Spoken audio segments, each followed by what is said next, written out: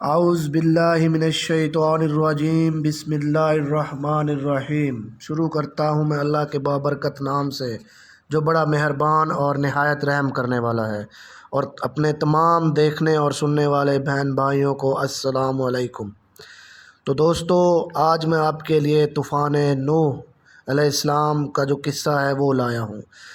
حضرت نوح علیہ السلام کو 50 برس کی عمر میں نبوت دی گئی تھی۔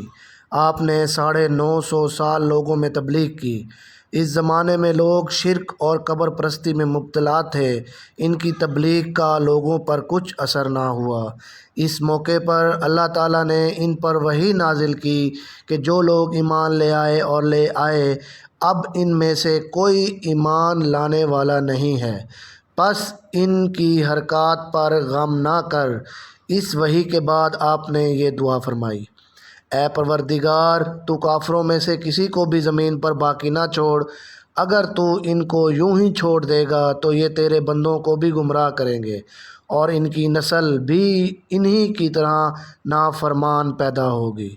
بس آپ کی دعا کرنی تھی کہ اللہ تعالیٰ نے آپ کی دعا قبول فرمائی، اور آپ نے اللہ کے حکم پر ایک کشتی بنانا شروع کی تو کفار نے آپ کا مذاق اڑایا اور یہ کہنے لگے کہ اب تبلیغ کا کام چھوڑ کر کشتی سازی شروع کر دی ہے۔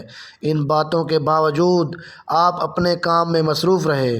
کشتی کی لمبائی 300 ہاتھ، چوڑائی 50 ہاتھ اور بلندی 30 ہاتھ تھی۔ کشتی میں 3 طبقے سوار تھے۔ ایک طبقے میں 40 مومنین اور ان کی بیویاں، دوسرے طبقے میں پرندے، اور تیسرے میں چوپائے اور وحشی جوڑے شامل تھے۔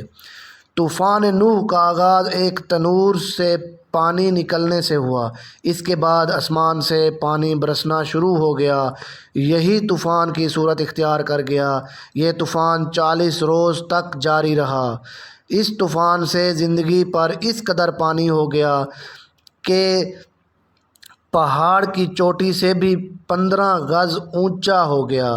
حضرت نوح کے نافرمان بیٹے نے ان کا کہا نہ مانا اور کشتی میں سوار ہونے کی بجائے پہاڑ پر چڑھ گیا اور اسی پہاڑ پر غرق ہوا۔ ایک روایت کے مطابق ماہ رجب بروز جمعۃ المبارک کو حضرت نوح کشتی میں سوار ہوئے اور 10 محرم کو اترے۔